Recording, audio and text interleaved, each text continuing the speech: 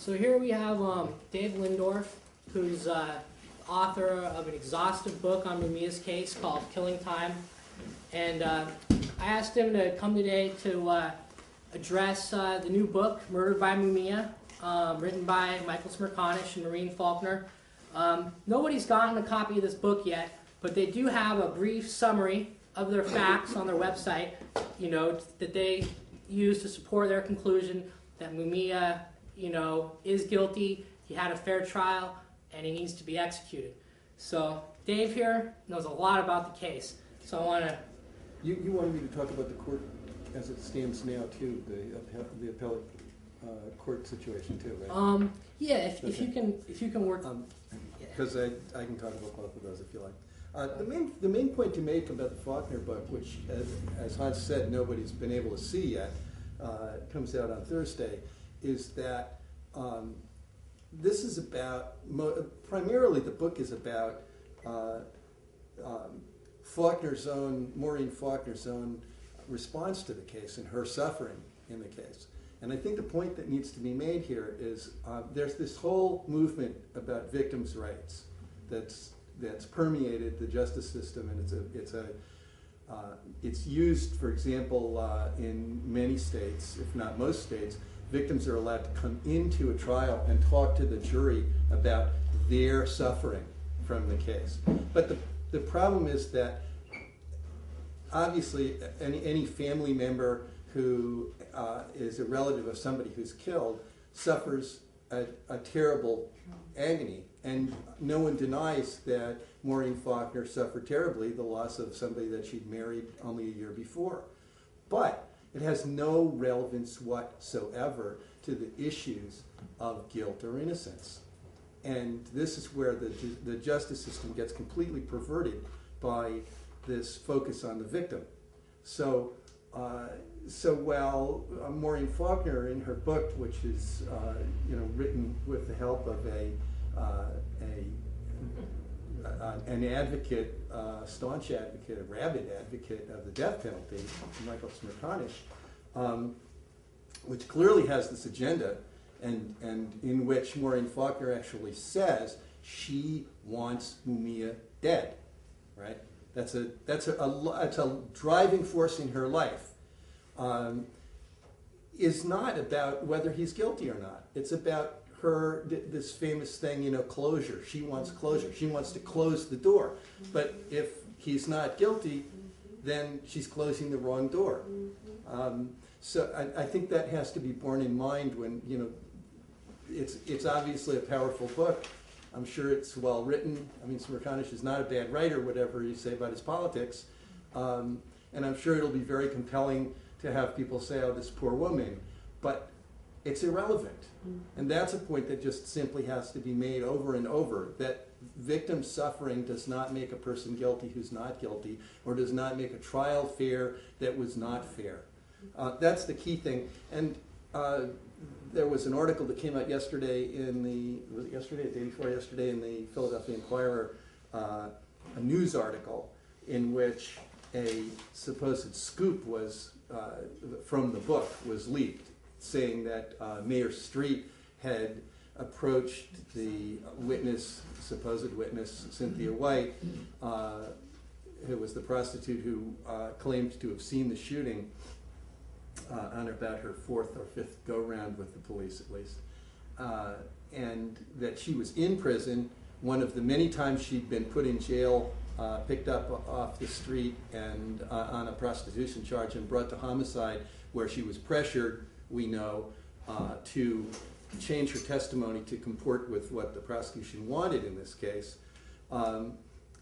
Supposedly, according to this book, Mayor Street, then a freshman, I think, city councilman and a lawyer, went to her and offered to represent her. As though, the way this is presented, somehow it implies, they're implying, without ever saying it, that there's something untoward about somebody going to a woman who's in jail, arrested on some charge, and offering to be her lawyer. First of all, there's nothing in there about whether he's asking for money. So this isn't a case of ambulance chasing, and I doubt that Cynthia White was being seen by Street as a source of revenue. You know, I mean, I don't think she was somebody who was particularly flush with cash. So what he was doing was what a good lawyer should do, which is offering his if this truly happened, he was offering his services to somebody who was being harassed by the police, repeatedly picked up, and offering his legal services.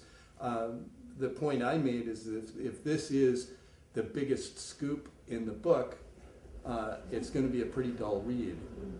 They certainly you would think, have come out with, you know, some really exciting piece of news, breaking news, to hype the book, and that one is simply a dead story. There's nothing there.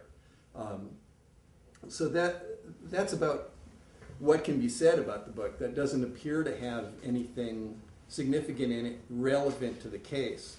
I did want to make one bit of maybe news here, which is that with regard to those pictures of Polikov's, I took the liberty of taking two of them that showed the blood-stained place on the sidewalk where Daniel Faulkner fell, and where he was allegedly shot with multiple shots missing him on either side, and one shot hitting him in the head, as testified at the trial by Cynthia White and by Robert Schobert. I sent these electronically to, in the highest quality that I could get a hold of. I sent them to a gentleman named Robert Nelson, who is the head of photo analysis at the Jet Propulsion Lab in California. I know him because he did me the service of analyzing the bump on George Bush's back during the 3 debates in 2004, in which he was able, using the techniques of photo enhancement that he uses to make those satellite pictures coming from the Cassini satellite in Saturn, to look so sharp and clear.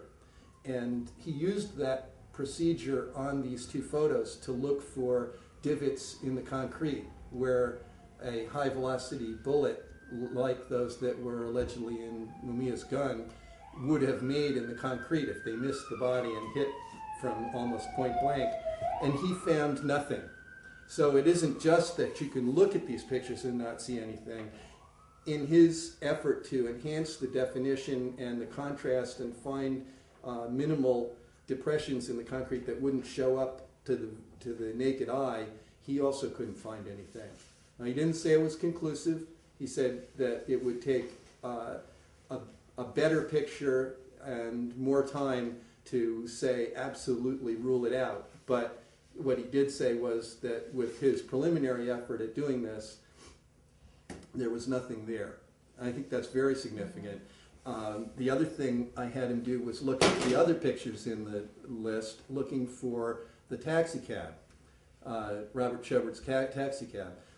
Robert Schobert's taxi cab was supposedly parked directly behind Faulkner's car, and he testified that sitting in that car, he somehow saw through Faulkner's car and through the Volkswagen and saw the shooting occur, which is also already problematic. But the real problem is nobody reported seeing his cab where he said it was, and so when I had Robert Nelson look at the pictures and try to enhance in the dark behind the police car, there was no taxi cab. So again, more evidence that testimony at this trial was faked, that Schobert was never parked where he said he was and wasn't a real witness.